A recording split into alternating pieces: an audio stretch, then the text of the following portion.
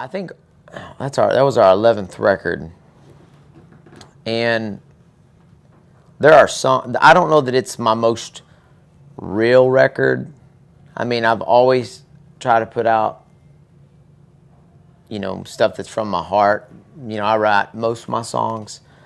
But the cool thing about Real Good Time is that, I wrote that album during a pretty tough time in my life. My daughter, we lost my daughter Julia Grace right after she was born, and that was October the 10th, and I was supposed to go in the studio in November.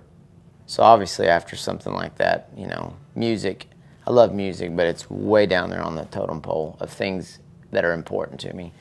So, I called my manager and I was like, I'm not gonna, I just don't have any songs. I'm not ready, and I don't have the heart to go in there right now. I just need to be with my family, and I was still playing shows too, because I have to pay for, my wife and the 3 kids that are still under my roof.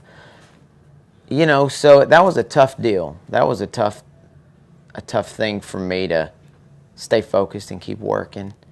And then December rolled around, and my manager said, you ready to put out this record? And I was like, I'm still not there. So I tried to start writing, and I just was hitting brick wall after brick wall, and finally one night I just got frustrated, and I just hung up the guitar on the wall, and I was just like, God, if this is what you want me to do for a living, then I need some help, because this is not working. And through the whole process, we knew we were going to lose Julia.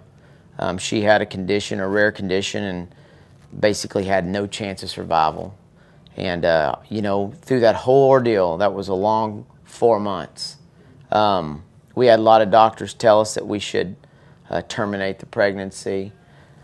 And that wasn't an option for us. I mean, that's my baby girl, I'm not going to be terminating her, And I put it in God's hands. And I said, God, I just need some guidance. I need strength. I need understanding, and I just prayed for those things. I didn't pray for a miracle. I think He knew I'd have liked one. And I asked that she be beautiful.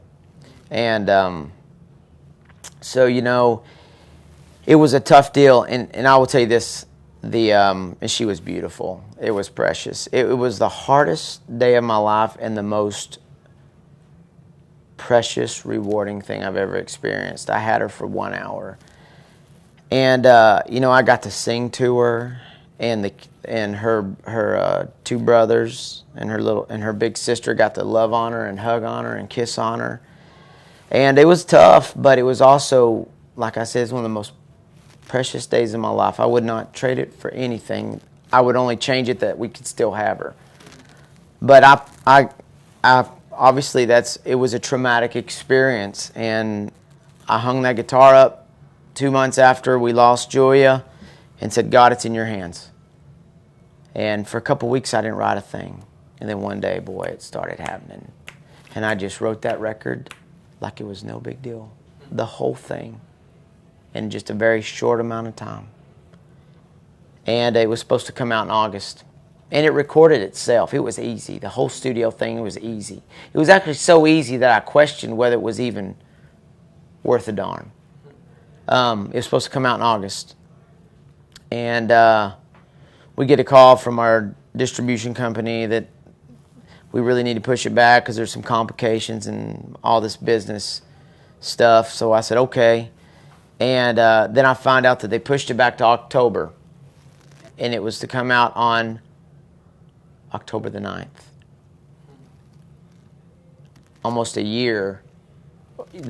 We hit the road on October the 9th and did our CD release parties. And that was supposed to be the week where we should have been, you would think we'd be having our baby girl's first birthday. And here I am out on the road pushing this album, and it was a pretty miserable week for me because I just wanted to be home. And but I just kept working and gave 110%. We got a call the next week that we sold enough copies to chart it in the top 10 nationwide on the country Billboard chart. and we're on an independent label. So that's kind of like unheard of. And I even had a guy when we were in Nashville, he at a label asked me, how are you selling so many records all by yourself? And I said, I put this record in God's hands. For the first time in my career, I put this record in God's hands. And I said, this is your record, God. If you want this to happen, make it happen. And, when we found out that it charted in the top 10, that was confirmation to me. That was God saying, I told you, I'd take care of you. And he did. And I mean, I'm a believer, and it was a beautiful experience, but tough. Something I'd like to not ever go through again, but that's life. I mean, people who, live life and think bad things aren't going to happen to them, they're going to have a shock.